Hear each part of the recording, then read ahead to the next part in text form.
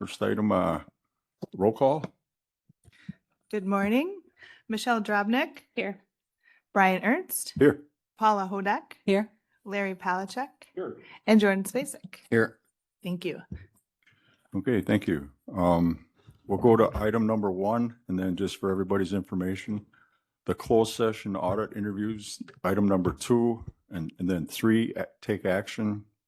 We're going to move that to the end. That'll be coming after item 16. That way, anybody that's online doesn't have to wait around for the closed session to be over with to hear the rest of the meeting. Unless there's any objection. Okay. So, item number 1, public comment communications. Is there anybody here for public comment? Anybody online? *6 to unmute.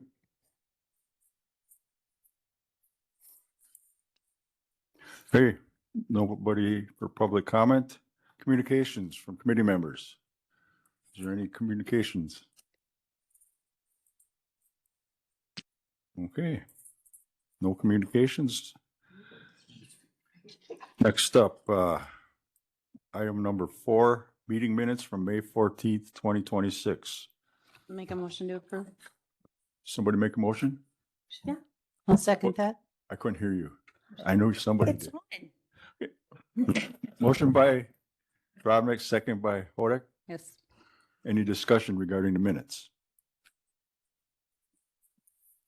Okay, I'll call for a vote. All those in favor of approval signify by saying aye. Aye. Any opposed? Motion carried. Minutes approved. Next up, 5, treasurer's report. Treasurer is not in the office today. She did give Nick a little information, and that we do have the pertinent information in our packet regarding REM and delinquent taxes. But Nick, Yeah, so you should have the reports in your packet. She wanted me to mention, so Renee wanted me to mention that the CD's interest is why there was a increase in the interest on the one report. For the in-rem process, we're down to 34 parcels. They have one pending payment for Wednesday that will remove an additional name, so that should be down to 33. She's had a couple conversations with others who indicated they'll be paying off 2022 prior to July. If that happens, they get removed from the list. So the last date of redemption is July 2nd. That'll be, so at the next meeting, we should have a better number at what would go to the court for the final process. But do remember that even if a parcel goes through that process, it just keeps adding fees. And then ultimately a family, a neighbor, the current owner, somebody can come forward and bring that up to the whole. So they have to pay everything from 22, 23, 24, 25 to stop the process from us taking that parcel. So we've had that happen in the past. There's an additional fee on top of that to cover all of our expenses that we start to go through, because we start the CMAs.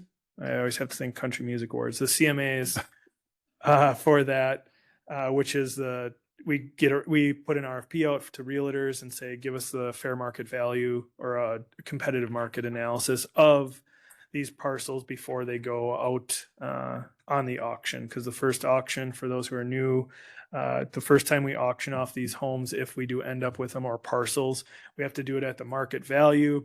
Most likely they don't sell at that market value. Then the second time you set it, we can lower it. If they don't sell, then we continue to lower it. But our goal is to make back the tax or the taxes and fees that are on it. But we have to attempt it at the fair market value the first time. Any money above fees and the taxes goes back to the original owner, or attempts to go back to the original owner.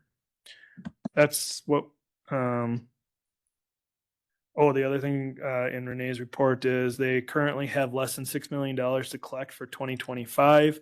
And payments have been coming in steadily for the second half of the year, which is earlier than normal because the second payment's not due until the end of July.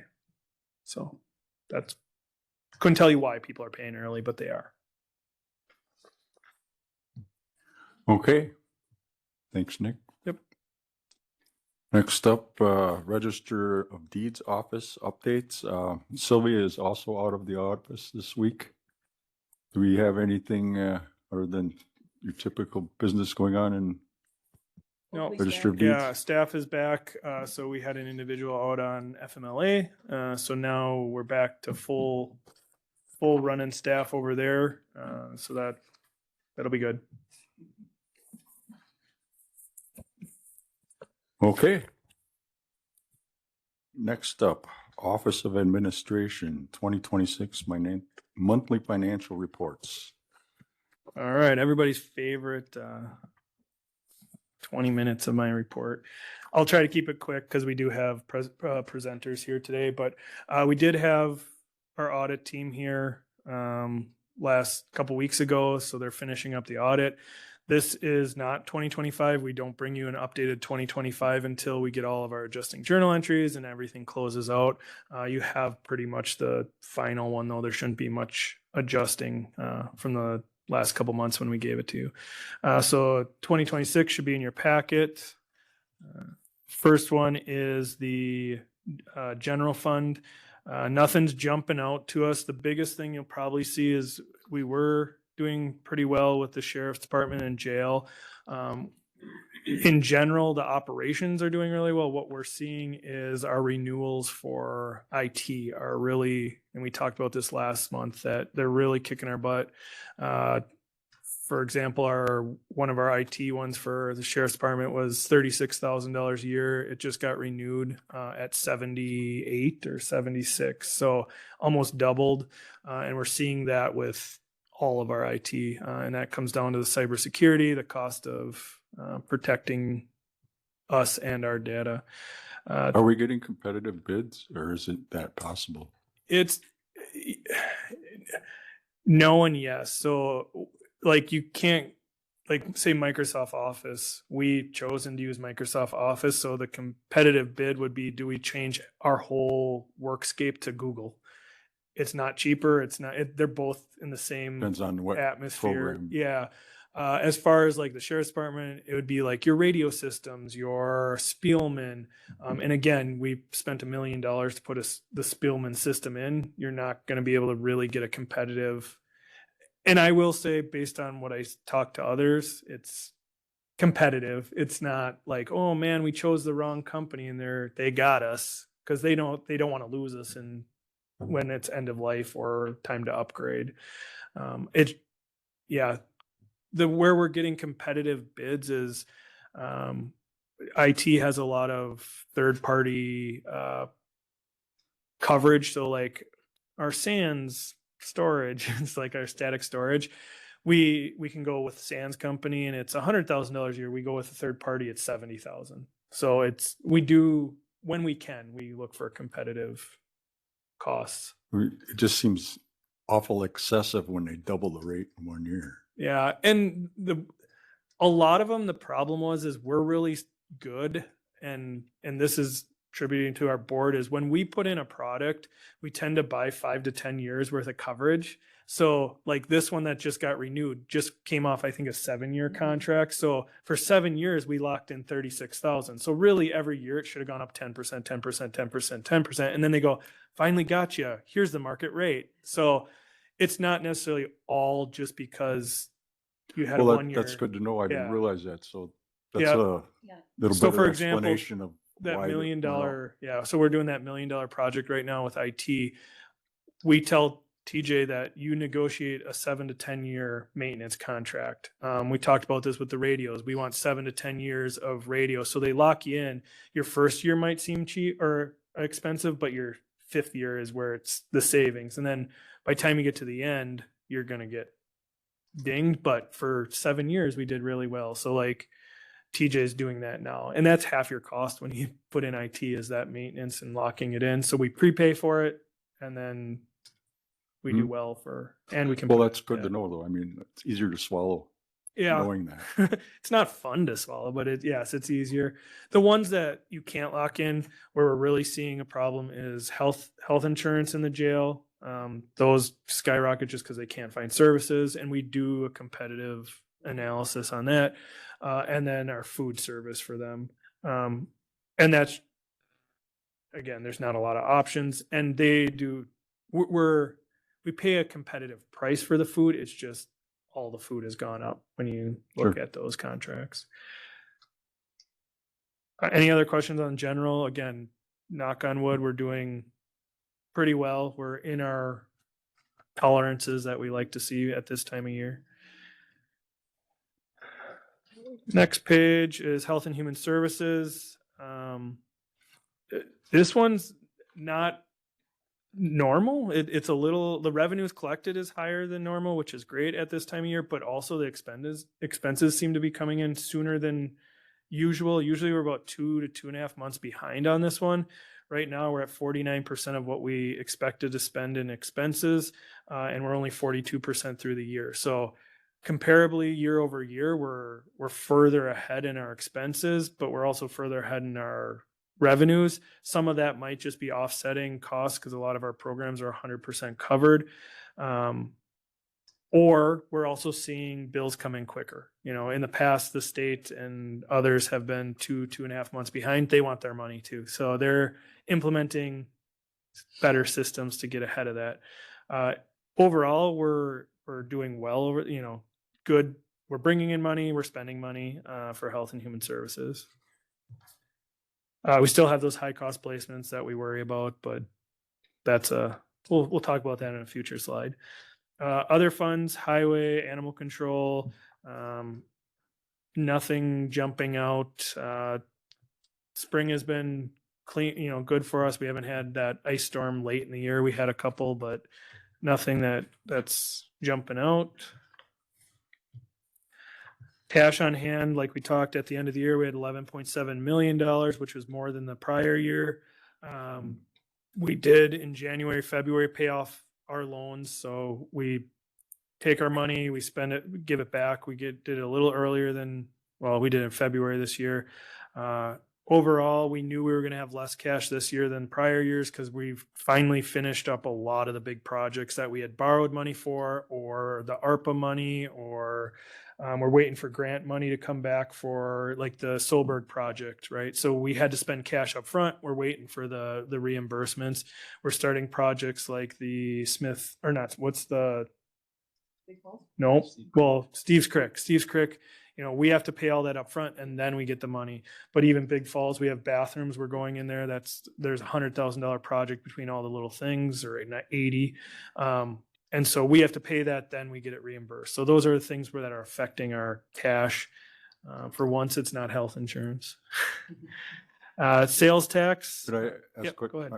Back up, you went on before we got done with other funds. Yeah. ARPA, we had a $20,467 expenditure. Can you explain how that, what we have an expenditure? Mike. When we set, this was a year ago, we had to set how we were going to spend it because we have to spend it all by the end of this year. That $20,000 was part of Catkins for part of their contract. We laid out in a resolution, here's all the contracts that are still falling under it, but aren't paid yet. So you'll see those trickle out through the Okay. years. Talked about cash, sales tax. We talked about February was really high, but then you see March, we're 10,000 less than the prior year. So again, you look at the long-term balance, we're still 6.6% above last year at this time, which is good, which is 19,000 more than last year. Obviously, the world, we see indicators that spending's getting tighter, but like we talk, it's not that people are losing discretionary income. They're just getting less widgets for their discretionary income. So the same amount of money is being spent and taxed. So you shouldn't see a major change. You're not seeing job loss and things like that. You're seeing it's just less widgets you're purchasing. Where the concern is if they're starting to buy more and more untaxable goods, that's when you'll start to see a little bit more of that dip. We do predict a plateau, but nothing right now. No major dip. Price County stumpage, it's hard to compare against 2025 because we had a really fast start to the year, but we are at 490,864 as of May. So if you go back to 2024, we're ahead of that, but we're behind last year by 400,000. Talking to Joe, we have good sales on the books. So the way our sales work is we put tracks forward, 2,200 approximate acres a year. They have 3 years to cut those. We opened bids a couple months ago. I think we only had 1 or 2 tracks that didn't sell. So 1 track that didn't sell, which is good. Usually we have 3 or 4. So we have a lot of what would be a receivable in a sense. We have a lot of outstanding contracts, so we know in general where our next 3 years will be. So we're right where we should be with budget on that. High cost placements. We've spent 245,548, which is 5% more than last year, or $12,000. We are still really monitoring this. Not that there's a lot we can do. I mean, our staff does a great job at making sure we're implementing everything we can to reduce these costs. But we know we have a couple individuals that are currently in high cost facilities, which can cost between $12,000 and $20,000 a month. High cost placements, AODA. This one, again, doing average for last year. What we're also seeing is between high cost placements and AODA, or children and youth and AODA, we're starting to see the cost shift from children and youth to now be under the AODA because it can be a mental health instead. So it's classified different, it's reimbursed differently, so that in the end it helps out how the reimbursement works. But so if you really combine them both, that's the best way to track, are we still continuing to have these high cost placements? The last page I have is our health insurance. We're currently $46,000 into the good. That's better than we've been over the last 2 years. So I know I got a report from our first quarter health insurance. They line up in the long run, but they don't line up because we have up to date. But in the first quarter, we collected $264,000 more than we had in claims. So that's a positive. But obviously, the first quarter is when bills don't come in right away. Individuals are using their deductible. So it's the third and fourth quarter. You always have to watch out because that's when the bills start coming in, the high cost claims. We only have 1 individual that's hit 50% of our stop loss. We talked about this at admin quite a bit. So last year our stop loss was at $100,000. We had 5 individuals hit it. 2 of them hit it at over $300,000. So you cover yourself, but a majority of our cost in health insurance is actually the insurance of high cost placements. So we pay a lot to insure ourselves so we don't get hit with huge claims. We took a gamble this year and we went from $100,000 stop loss to $120,000 stop loss because our renewal was over $100,000 increase. So we took the gamble that we saved $100,000 by raising it by $20,000. So if we have 1 case, we win by $80,000. If we have 2 cases hit the 120, we win by $60,000. If we have 5 cases, we break even. If we have 6, we win by $20,000. So we usually average about 3 high cost or stop loss individuals. We just had a real bad year. One thing we're looking forward to this year is we finally have enough data to go out and shop our insurance, our stop loss insurance. So when we implemented fully insured, we didn't have access to all of our data because we were fully insured, and that's not what they give you to go out and leave them. So when you do your first bid, it's usually a little bit higher. And then after your second and third year, you can go out and bid it and hopefully get back to market. So readjust. So that's our hope for this year. Any questions on our summary? And we're amazing. So when the auditors are listening to this, we're really good at what we do. And they're taking notes in the back of the room. Moving right along. Yeah. 7B, National Forest, Title III.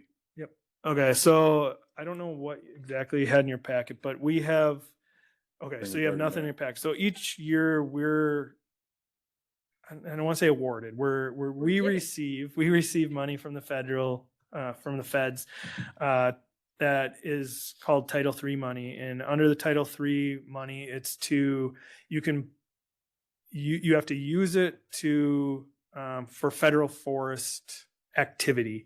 And what we've done in the past, so that's how we bought our UTV for patrolling, because it's patrolling the federal forest. Each year we get about, or the last 2 years, we got about 24,000. So we have $51,679 that we can utilize. We need some upgrades to that UTV. So right now, in order to put it in the trailer, we have to take all the lights off, and then you put them in, and we don't have a siren. We use a blowhorn to pull people over. So we would like to use some of the, or Bobby, the sheriff's department is requesting using approximately $5,000 to equip the UTV with lights that can stay on, so you're not on and off, and then a siren, and something else. That's the boat. Oh no, the boat. Did we do That one's a different grant. Oh, different grant. Never mind. We're doing that with some of this one, and I have it right here in front of me. I should have just read it. Yeah. So the first one we want to use that money for is $5,000. Is we have our boat, our rescue boat, and they want to upgrade a couple things on it. So they want to get it's called Hummingbird, but it's a live scope is kind of what people look at it as today. So what it is a sonar to check under, a radar sonar, whatever, to check underneath the water for, in this case, it would be search and rescue. So it's not for them to go fishing. It would be for them to use the equipment. So we would have it on board. And now with non-commercial, so not really expensive stuff, you can buy equipment that'll at least assist you in getting the search and rescue started. So if, we've had 2 drownings in the last, so far this year, this is the type of equipment that would assist in the search and rescue. If we don't, right now we don't have it, but what we do is we'll call in surrounding counties that have equipment. Usually it's DNR, and then there's other search and rescue teams that we call in. They bring it in before we get the dive team in, because we don't want to just send the dive team in blindly. I was at one of the search and rescues a couple of years ago. We waited almost 4 hours for the team to come with this, because we didn't want to, we believe we saw something on the old equipment, but we wanted to make sure we brought in the proper equipment. They checked it, because we don't want to send divers down there that could get tangled in tree branches or stumps and things like that. So we sat there for several hours. Then they brought it in. They confirmed that there is something down there. We don't know what it is. Sent the dive team. They recovered individual. So that's the first thing they would like to allocate, is $5,000 to update their search and rescue boat, to help out with that. I should know this, but I don't. Is the search and rescue boat different than the rec officer's boat? No, same equipment. Yeah, it's just we use it for search and rescue. So we got that boat 10 years ago. 2011, I think. It was 2011. I'm just guessing. I think I heard that. Is that? Yeah. So the boat's perfectly fine. We just are updating equipment on it. The other request that they're putting forward is recently, or something that's coming forward in the next couple budget cycles anyways, is updating the patrol rifles. So they need 26 patrol rifles. And the reason they're coming due is it's been a lot of years, and we're starting to see reliability issues with them. So we updated the barrels. I don't know. You and I had that conversation. It was a couple of but I don't years. remember It was 5 years ago. They updated all the barrels to newer barrels. And when they did that, there was some altering of the feed ramps, if you know anything about rifles. And with that, they're starting to become reliability issues. So using this funding, the grant, we can update everybody's patrol rifles, and it costs, so we need 26 of them, and it would be $33,000. And I have a list of all the stuff that would go with them, but this came directly from Chief Deputy Hahn, who put together the proposal.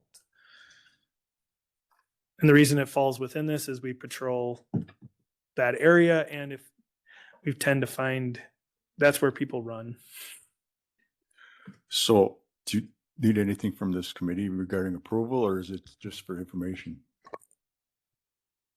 I don't know that we necessarily need anything. What the process is we write up these proposals, then we have to advertise if you guys agree that these are a good way to spend the money. Then so then we have to advertise, and I think it has to go in there for several weeks in the newspaper to notify the community that this is what the money is being spent on. And if we don't hear anything from the community, then after that, they can go forth and spend the money. So for the record, do you want a motion and on? Vote? Sure, doesn't hurt. Okay, could I get a motion to approve? So moved by Polachek, I'll second. second by Spacek. Any further discussion? Any questions? Hearing none, all those in favor signify by saying aye. Aye. Any opposed? Okay, you got your approval. Tell Mr. Hahn, Deputy Hahn, to go back out on patrol. You don't need to spend any more money. Right? Sits around too much. Just Looks at- Okay, 7C updates. Yeah, the only update is I can think of right now, and we'll probably talk about it more at the board, is last week I was gone. I was in DC for the Leadership Institute through NACO, which as you know, I was nominated by the state to go do that. There was 21 of us that participated. I'd recommend anybody who gets nominated to do the training. It was 3 days of intense training. It was very good. It was a great experience to go out there and be able to see where all of our legislators work. The one thing I wish I would have done, I didn't make time to make a meeting and go to the Capitol to meet with our legislators, but it was packed full of, we started early and ended late each day. So if you ever get a chance, the NACO building, which is they represent us as counties out there, stop by. It's a cool location. They have a rooftop that you can look at the Capitol. So that was where our graduation was. But yeah, it was a great experience, and I would definitely recommend it if someone, because it can be for elected officials and everybody else. I can't say it enough that I'm pretty proud, and I think the rest of us are, that you represented Price County there. I don't have any other updates unless there's questions. Okay, thank you. 8, clerk's office updates. Good morning, everyone. The clerk's office has been busy as usual. We're preparing for the partisan primary election on August 11th. Other than that, this week has been full of meetings each day, and 5 supervisors did sign up for the WCA annual conference in September. So Do you still have one room available? I do not, I filled it, Okay, but I probably could get a room from the different hotel besides the Kalahari. well, I just saw that you were looking to see if anybody else was interested because you had that extra room. Yes, I'm and I glad it got filled it. filled. Me Good. too. Thank you. That's it? Yes. Thank you very much. Okay. Number 9, resolution approve revisions to the fiscal policy handbook. Whereas the Board of Supervisors previously adopted the Price County Fiscal Policy Handbook on August 19th, 2025, and so forth. Now therefore be it resolved that the Price County Board of Supervisors hereby approve the proposed revisions to the Price County Fiscal Policy Handbook to be presented in final form for adoption at the June 16th, 2026 County Board meeting. And could I just say one thing? The updates were not in the packet, but we handed them out this morning. They're the red, the airport accounts receivable, Oh, that's fuel right. card charge policy. Okay, looking for a motion to approve? I'll make a motion to approve. I'll second Motion that. by Spacek, second by Hodek. Yes. Any discussion? Nick, you want to say anything? No. Okay. I mean, we've talked about it before. Basically nothing's changed since the last time we talked about it, correct? No. Anybody else want to talk about it? Have any questions? Okay. Yep. All right, all those in favor of approving this resolution signify by saying aye. Aye. Any opposed? Motion carried.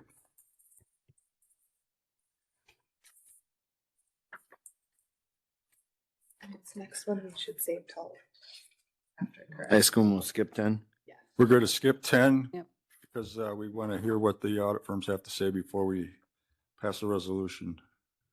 Go on to 11, Resolution 2025, transfer of the Highway Equipment Fund. Whereas there are, oops, sorry, wrong. Whereas the Price County Board of Supervisors approved Resolution number 9-14, non-lapsing committed highway equipment fund policy, amended September 15th, 2015, September 19th, 2017, and August 21st, 2018, and so forth. Now therefore be it resolved that the amount of $379,358 be transferred from the Highway General Fund into the Highway Equipment Fund for the year 2025. Look for a motion to approve. I'll make that motion. Motion by Hodek, second by Polachek. Nick, you want to briefly give us a? Yeah, so for overview? the, and we have new members. So this is a yearly thing we do. What it is we look at the list of all the equipment and say, did it make a profit? Didn't it make a profit? Is there depreciation on it? And so then what it would, if you were running a business, it'd be looking at your fund balance or your savings account and go, cool, we had a profit and we want to move some of that profit or that remaining money at the end of the year into only using for equipment fund. So you guys set up a fund for equipment that says you must use it for these things. And this is how it's funded. So this year it was 300 and whatever it was to transfer in there. In general, we usually buy one truck with that. And then if there's remaining funds over the years, we put that towards other equipment. So it's a way to fund equipment each year. Any further discussion? This is generally a high year or a low year, I guess. Average. Is it, okay. I didn't know with the winter, the way it was, if that was adjusted much. No, I think we've had, yeah. So one of the ways we do this is every truck you charge so much per hour to drive them. Our biggest thing is depreciation. As when you update and keep our equipment updated, that's where your money you offset is the highest. Cause like a $400,000 truck, you divide that by 9 years. That adds up much quicker than driving a truck at $100 an hour, minus its fuel, minus its everything like that. So it doesn't spike as much as you think for having a high production year. If you have a high production, like if we were using the graders, all those things, they can add up, but not like depreciation does. Any other questions? Hearing none, call for vote. All those in favor of approval of this resolution signify by saying aye. Aye. Any opposed? No. Motion carried.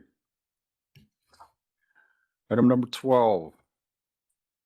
Resolution 2025 transfer of the Highway Facilities Fund. Whereas the Price County Board of Supervisors approved resolution number 20-15, creating a non-lapsing committed fund for highway buildings and grounds facilities and so forth. Now therefore be it resolved that the amount of $95,244 be transferred from the Highway General Fund to Highway Facilities Fund for the year 2025. Looking for a motion to approve. Motion by Drobnik. Do I have a second? Second by Polachek. Give us another brief. Is this the fund that we took and like built a sand shed out or salt shed out of? And then, okay. Just want to make sure. So if, for those that didn't understand it, so this fund is to help us maintain the buildings out there or deal with infrastructure issues at the highway. We set aside things like the salt storage, which is what we get paid from the state to properly store it and store it's their salt for the roads that they pay us for, equipment that we might use, blah, blah, blah. So we allow them to maintain up to a $30,000 fund out there. Or yeah, I saw 300,000. And so, for example, we built that new storage facility out at this sand salt shed area, and we did that over 2 years. So we took money each year to do phases of that rather than going and borrowing for it, or so it offsets the cost. We've done the parking lot up at the general shop.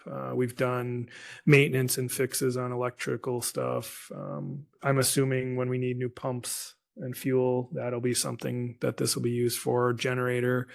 But it allows us to keep things moving and updating there without having to go and borrow money each time. Any questions or discussion? Call for a vote. All those in favor of approval signify by saying aye. Aye. Aye. Any opposed? Okay, motion passes. Moving on, number 13, RFP or request for proposal, consultant for law enforcement radio equipment / technology. So we did put that RFP out. I've been working with Chief Deputy Hahn to collect those or to answer questions. There's a week and a half, I believe, a week left before those are due. But we are at least receiving them. We'll have to come forward to ask, how do you want to fund it if we move forward with it, which I'm assuming based on all our conversations, it's what we want to move forward with. We've had several interested emails. Doesn't mean they're going to bid on it, but so far there is interest in assisting us with that process. Any questions? Okay, thank you. Hearing none. Move on to number 14, bug tussle update. I have nothing.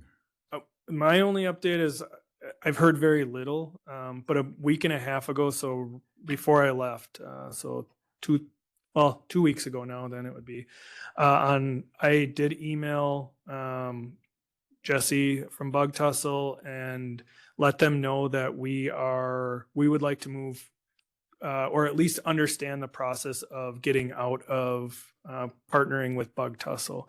As we've discussed, there's been no activity on our project for multiple years.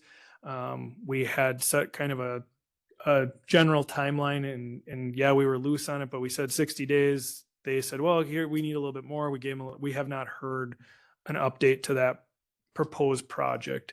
When I emailed them, I received email back just saying, I'll take it up the ladder and let you know where we're at. I followed up with that earlier this week and I haven't heard back. So I have started the process. I have talked to our legal counsel also and just said, here's where my board's at. Here's what I need you guys to start looking into. What are our options? How does that work?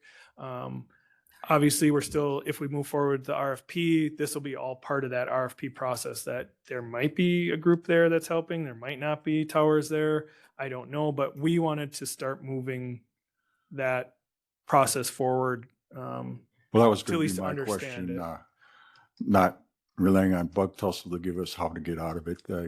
Yep, We I've need to talked do to our own yeah. legwork, and you've got that in process. Yep, and obviously it's attorney-client privilege at this time, but what we've discussed, I have discussed it with them. This is the start, is just letting them know we want to know what we need to do and see how they react.